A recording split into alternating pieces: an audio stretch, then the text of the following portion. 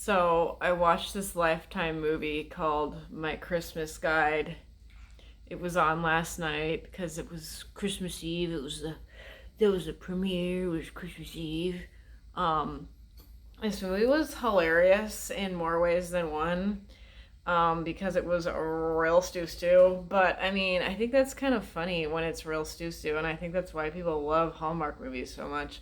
Why don't we get into the actual like real crux of the issue with Hallmark movies at the end of this vid, but I want to tell you about my Christmas guide. Okay, so I'm gonna get Monster in here. Monster actually has his own comfort item. Anyway, okay, so um my Christmas guide. So there is this woman, the start of every single Hallmark movie. And her name is Peyton, which was a popular name, a little bit of a popular name in like 2010, but this one was clearly over 30. But anyway, so she's like works some weird job that does not in fact exist in real life. She's like a dog trainer and she trains guide dogs, but like she was more like a PR person, but she didn't actually they never actually showed her fully training dogs. I didn't see the whole movie. I only saw most of it. I probably didn't see the first 15 minutes, but anyway.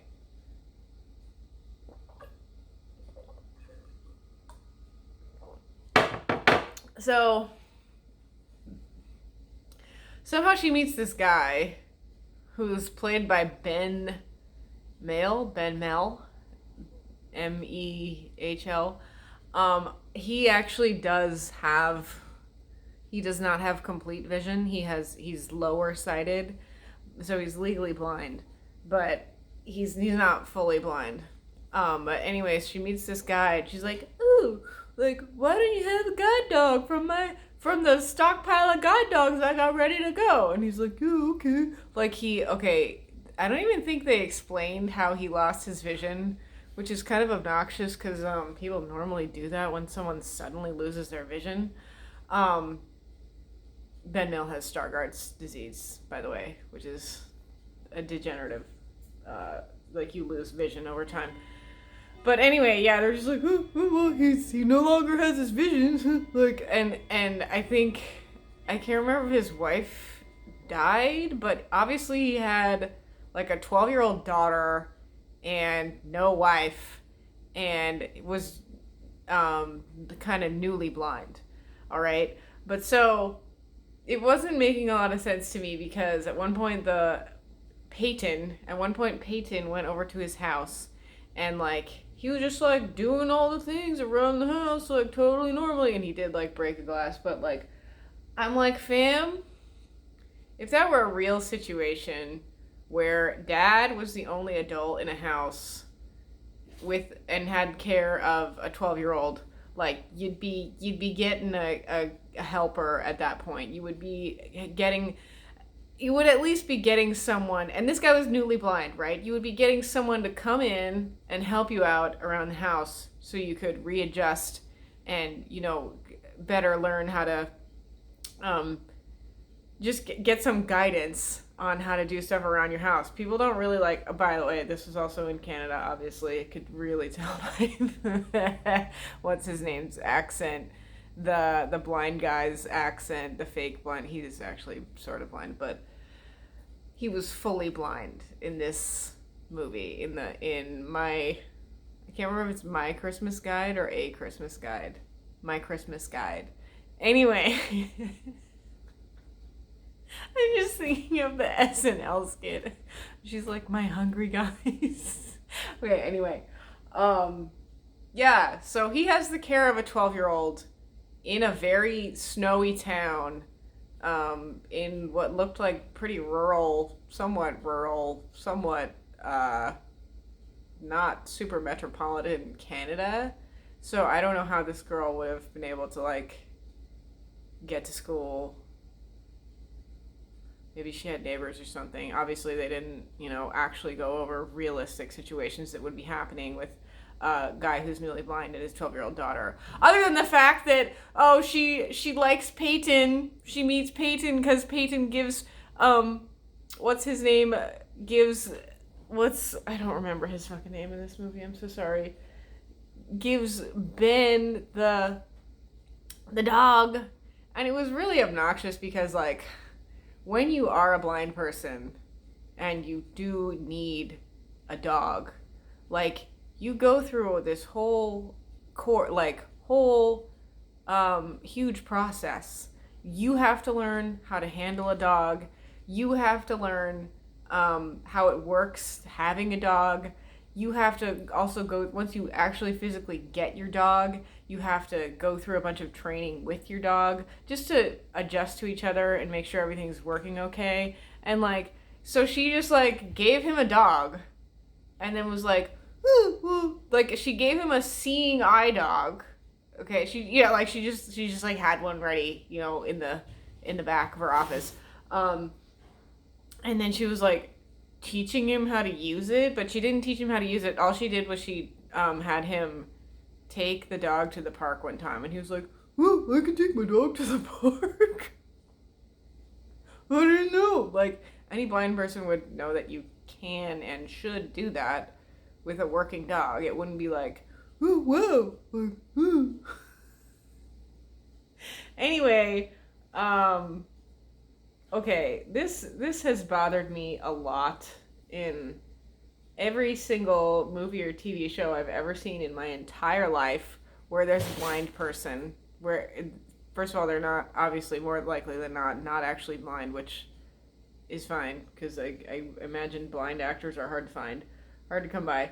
But so, what I see happen all the time is the sighted person goes to the blind person's house, and the blind person has pictures on their wall.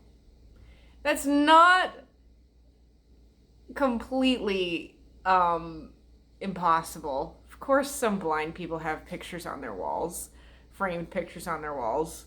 Why not? But, like, it doesn't really make a lot of sense for there to be pictures on the wall for a blind person. I mean, especially if they're a blind person that lives alone, or they're the only adult in their house. I'm like, why?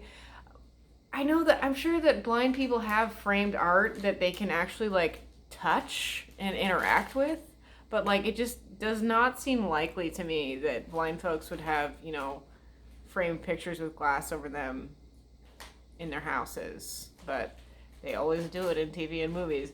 Anyway, so, okay, yeah, so she was like, "Here, you could take your dog to the dog park." And he's like, "Oh, okay." I never knew. But the problem, okay, so the story was that he wasn't used to being blind, and he was sure that he could do everything all on his own, which, like, I mean, it's fair to say that people do have to adjust. It is in fact an adjustment period of once you've lost vision and becoming a lower sighted person. Like, yeah, that is a giant adjustment period. But they made it be like just like this kind of. It was just done in a really corny and weird way, but it's Hallmark. What do you expect? Anyway, so I wanted to say one more thing about Peyton's job. Okay, so she was doing this event. It was like a dinner, and she was like, "And we have the puppies here who are going to be who are the next generation of guide dogs." And it was like this reveal of these puppies, and they did show the puppies, and these puppies were really cute, really beautiful, really interesting looking mutts, which are not guide dogs under any circumstances. They have specific breeds that are guide dogs. Labs, I think, are the most common type of guide dog, as far as I'm aware. I don't know about German Shepherds. I don't know that I feel like they more do drug sniffing and bomb sniffing and like other working dog activities. But yeah, whenever I see blind folks with dogs, they always have labs. These dogs, these puppies in the movie, they looked like husky shepherd mixes. Like a lot of them had one blue eye, one brown eye, and they had all these cool markings on their faces. Obviously, they just wanted to be like, here's a scene with cute puppies in the Hallmark movie, but it's like, do you think we're not gonna fucking know what breeds of dog are gonna be guide dogs? Because like I fucking know that. But anyway, so that was goofy. I'm trying to think of anything else that. Oh, okay. Of course, they had to show the girl, the 12-year-old daughter at school, like being made fun of. Like this one kid made fun of her because her dad is blind, and she had to like throw cake in his face, and like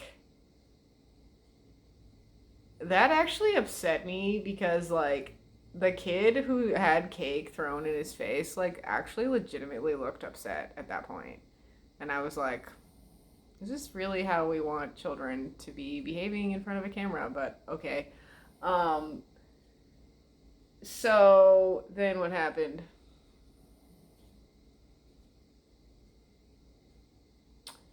Okay, this guy came out of nowhere and he was like the love interest of Peyton, and he was like a total prick. Just like a total piece of shit. Like he went and found Peyton for some reason. I don't even think they were in the same town, but he like left wherever the fuck he was living and like showed up at Peyton's doorstep and found her with Ben, who is the blind guy, and he was like laughing at her, laughing at him because he was blind, and he was like, "You were the blind guy." Like, who the fuck acts that way, dude? For real. I And then he did all this other stupid shit of being rude and just being generally obnoxious, and it was really like a let's see if Parrot's gonna come over here. He's gonna come over. It was really like a very like goofy, like kind of schoolyard movie level thing, like kids movie. Are you gonna get out of my shot? Wouldn't be a video of mine if Pirate didn't come in and ruin my shot at some point. Yeah, it was very like schoolyard bully like character writing with this guy. And I don't know why these women in these movies like allow this treatment to go on, because if any guy who I wasn't really dating and I hadn't invited showed up where I was, I'd be like, get out of my sight. Get the fuck away from me. I don't want to speak to you. I don't want to know you. Like, I didn't ask you to come here. And I would honestly threaten to call the police, and I would probably file a restraining order because like, you don't behave that way. That is not how people behave. Anyway, these women in these movies always put up with bullshit from men. They always put up with really unacceptable behaviors. And then eventually they're like, ooh, I shouldn't be behaving like this. I should be with the guy that I like. And it's like, why weren't you just with him to begin with? Why did you waste time with this piece of shit? Anyway, okay. Let me get back to the better part. So there was like this really dramatic, like, there's a lot of tension between Ben and the schoolyard bully character who showed up out of nowhere. And eventually, it got to the point where, oh yeah, and the schoolyard bully character kept being like, well, you're blind, right? Like, people really act like children in these Hallmark movies. But anyway, finally it got to the point where Ben was like, I may be blind, but I can see that you're no good for Peyton and she deserves better. Like, that was a big, like, you know, moment there. What else happened? That was about it. But, like, I think you can kind of fill in the blanks there. Listen, I think that people like Lifetime movies. Sorry, Hallmark, but Lifetime. The Hallmark and Lifetime, are they the same? Are they connected in any way? Uh, People like these movies because they do generally have creative plots.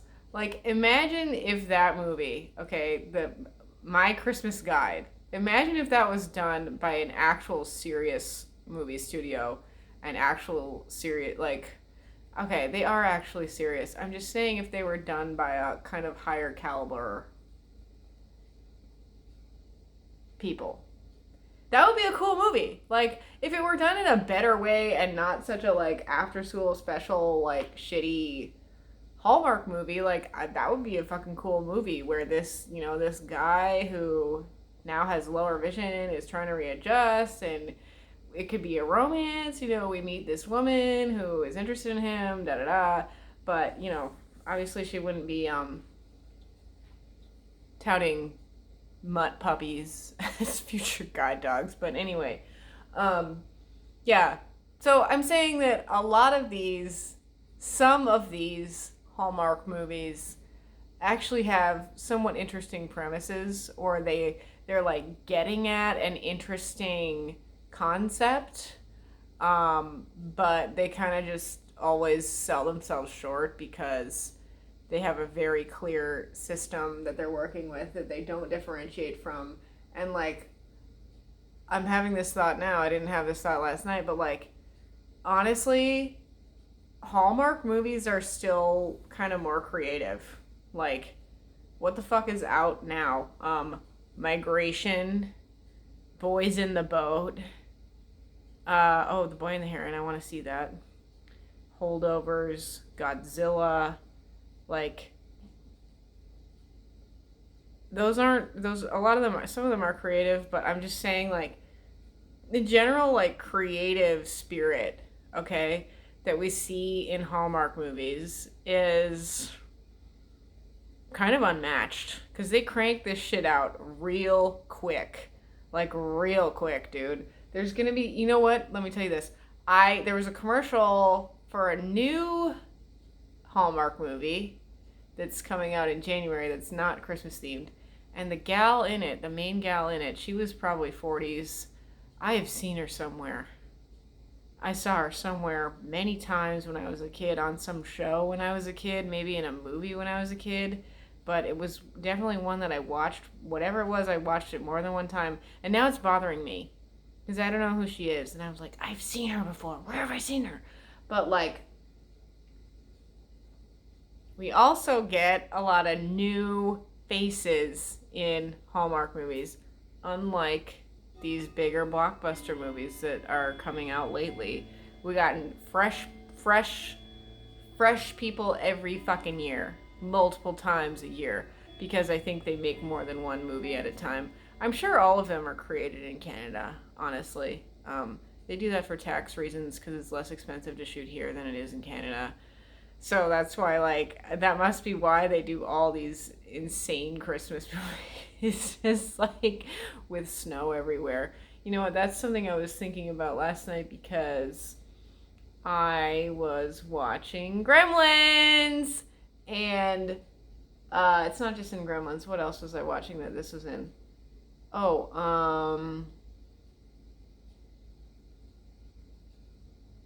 Jack Frost. I actually hadn't seen Jack Frost, but now I've seen it. Okay. In movies in general, like especially in Gremlins, they don't have real snow.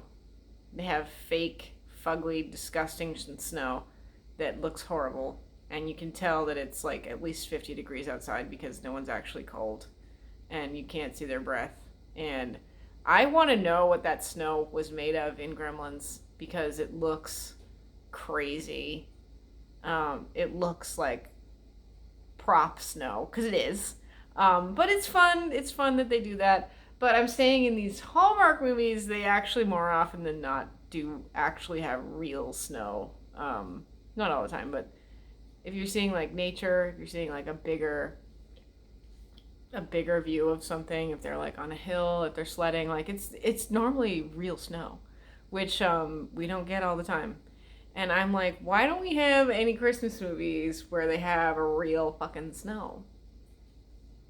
Why don't we have any popular Christmas movies where they have real snow? I want to know. I know why. It's unreliable. You can't rely on snow.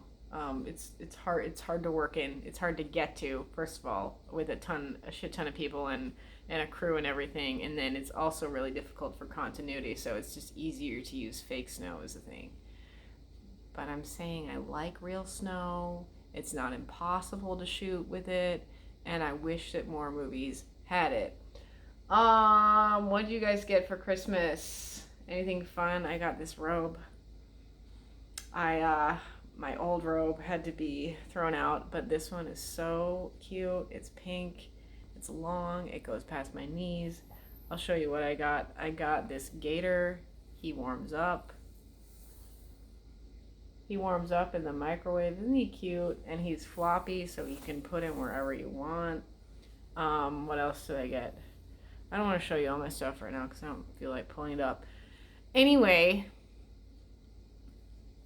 I watched my Christmas guide and it was fun, and I don't think I'll be watching it again, but I enjoy the Hallmark movies. And if y'all know this gal, her name is Lady Yasmina. I don't remember. Lady Yasmin. She parodies Hallmark movies in short videos all the time, and I am just in love with her. I think she is so hilarious, and I love the vids she does. And I love the Hallmark parodies. You know, I love them. I think they're so funny. And we couldn't have the parodies if we didn't have the original source material. Could we now? Okay, well, thank you so much for watching. Merry Christmas, and we will talk soon. Goodbye.